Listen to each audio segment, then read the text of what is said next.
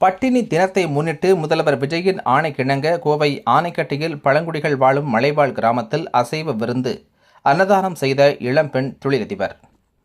கோவை ஆனைக்கட்டியில் பட்டினி தினத்தை முன்னிட்டு முதல்வர் விஜய் அவர்களின் ஆணைக்கிணங்க பழங்குடிகள் வாழும் மலைவாழ் கிராம பகுதிகளில் அசைவ விருந்து அன்னதானம் செய்து பசிப்பிணியை போக்கிய தமிழக வெற்றிக் கழகத்தை சார்ந்த இளம்பெண் தொழிலதிபர் உமா மகேஸ்வரி உலக பட்டினி தினத்தை முன்னிட்டு பொதுமக்களுக்கு அன்னதானம் வழங்குமாறு தமிழக வெற்றிக் கழக தலைவரும் தமிழ்நாட்டின் முதலமைச்சருமான சி. ஜோசப் விஜய் உத்தரவிட்டுள்ளார்.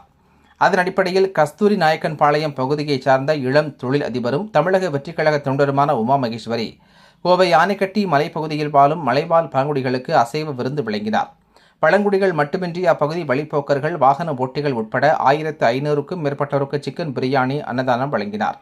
இதுகுறித்து தமிழக வெற்றிக் கழகத்தை சார்ந்த உமா மகேஸ்வரி பேசுகையில், தமிழ்நாட்டின் முதல்வரும் தமிழக வெற்றிக் கழக தலைவருமான விஜய் அவர்களின் ஆணைக்கிணங்க அன்னதானம் வழங்குவதாக தெரிவித்தார்.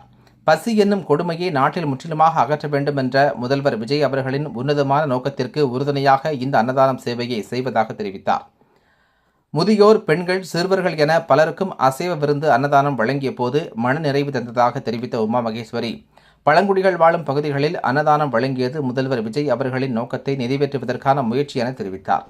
இதுபோன்று சேவைகளை முன்பிருந்து செய்து வருவதாக தெரிவித்த அவர், இன்றைய தினம் மட்டுமின்றி இனி வரக்கூடிய நாட்களிலும் தொடர்ந்து அன்னதானம் வழங்கப்படும் என்றும், பசியில்லாத மனித குலத்தை உருவாக்கும் தளபதி விஜய் அண்ணா அவர்களின் உன்னத நோக்கத்திற்கு என்றும் உறுதுணையாக செயல்படுவேன் என்றும் தெரிவித்தார்.